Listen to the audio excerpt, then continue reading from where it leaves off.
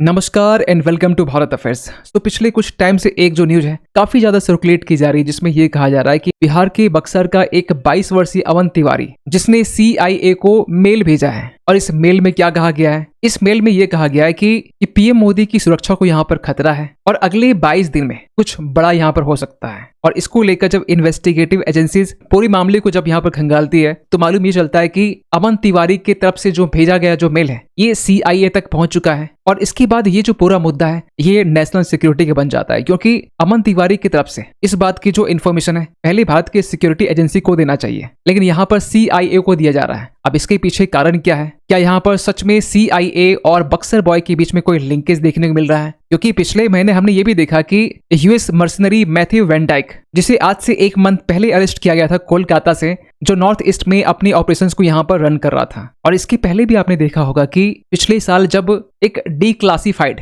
JFK files जब reveal होता है उसमें यह कहा जा रहा था कि US की जो एजेंसीज है ये भारत में कॉवर्ट ऑपरेशंस को रन कर रही थी। इसमें यह भी कहा गया कि नई दिल्ली से लेकर जो कोलकाता है यहाँ पर CIA अपना सीक्रेट बेस स्टैब्लिश करना चाहता था। और हमने पहले भी तो देखा है कि भारत के जो साइंटिस्ट है, चाहे डॉक्टर होमी जहांगीर बाबा हो या फिर इसके जस्ट 13 दिन के बाद में हमारे देश के दूसरे प्रधानमंत्री लाल बहादुर शास्त्री, इन सब की जो डेथ है काफी मिस्टीरियस तरीके से यहाँ पर हुई है। तो इस वीडियो में बेसिकली हम डिस्कस करने वाले कि बिहार के बक्सर का एक लड़का क्या सच में यहाँ पर CIA के साथ में लिंक देखने को मिल रहा है। क्योंकि अगर CIA की एक्टिविटीज को देखें 1950 से लेकर 1980s के टाइम में जब कोल्ड वॉर का टाइम था, उस टाइम US के जो खुफिया एजेंसी है CIA और रशिया की जो खुफिया एजेंसी है KGB, दोनों यहाँ पर ये चाह रहे थे कि भारत में कैसे अपना जो इन्फ्लुएंस है यहाँ पर बढ़ाया जाए। और US एक लंबे टाइम से आपको बताना चाहते हैं कि 1959 के आसपास में लैटिन अमेरिका का एक देश ग्वेटेमाला, जो रशिया से काफी इन्फ्लुएंस था, कम्युनिस्ट गवर्नमेंट यहाँ पे स्टैब्लिश होने वाली थी, तभी यहाँ पर US की तरफ से ऑपरेशन PB सक्सेस ये लॉन्च किया जाता है। इसमें US के जो CIA है ये फेक रेडियो ब्रॉडकास्ट के जरिए ये कहते थे कि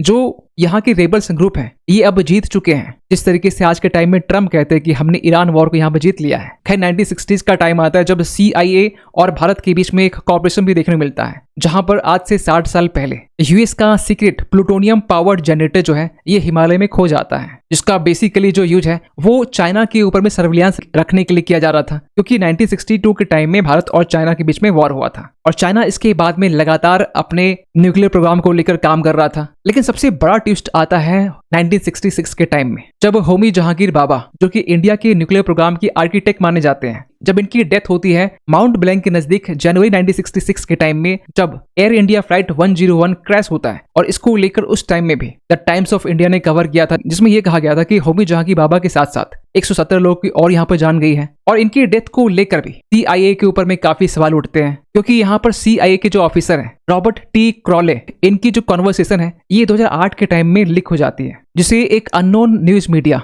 TBRnews.org ये पब्लिश करता है कॉन्वर्सेशन विद द क्राउ के नाम पर। और इसी में ये बातें रिवील की गई है कि भारत के साइंटिस्ट को एलिमिनेट करने के पीछे CIA का भी हाथ हो सकता है। और इनके जस्ट 13 दिन के बाद में भारत के दूसरे प्रधानमंत्री जब ताशकंद जाते हैं 1966 के टाइम में ही ताशकंद एग्रीमेंट के बाद में इनकी मिस्टीरियस तरीके से मृत्यु हो जाती है और ऑफिशियल रीजन यहाँ बताया गया हार्ट अटैक। लेकिन इसके पीछे भी काफी कॉन्स्पिरेसी थ्योरी यहाँ बताई जाती है, क्योंकि लाल बहादुर के केस में पोस्टमार्टम हमें देखने को नहीं मिला और इसी बीच में कोल्ड वॉर का टेंशन भी चल रहा था। इतना ही नहीं, दलाई लामा को लेकर भी जो तिब्बत से एस्केप करते हैं तो इसके पीछे भी CIA का रोल बताया जाता है। और ये बातें स्टीफन टेल्टी के जो बुक है escape from the land of snows, इसमें ये बातें लिखी गई है। और अगर रिसेंट की बात करें तो आपको याद होना चाहिए US का एक स्पेशल फोर्स ऑफिसर जो कि ढाका में डिप्लॉयड था, मिस्टीरियस तरीके से इसकी डेथ होती है। और इसको लेकर भी यहाँ पर यह कहा जा रहा था कि भारत और रशिया दोनों मिलकर CIA की जो प्लॉटिंग है, जो PM मोदी को यहाँ पर असिस्नेट करना चाह रहे थे, इसे यहाँ पर फॉइल किया है। आप यहाँ पर भी देख पाएंगे India.com ने भी इसे कवर किया था। इतना ही नहीं, CIA के ऊपर एलिगेशन ये भी लगते हैं कि ये भारत के पॉलिटिक्स में ये इंटरफेयर करते हैं, क्योंकि 1959 के टाइम में केरल में जब कम्युनिस्ट गवर्नमेंट आई थी उस टाइम CIA के ऊपर ये एलिगेशन लगते हैं कि ये कांग्रेस पार्टी को फाइनेंशियल सपोर्ट करते थे।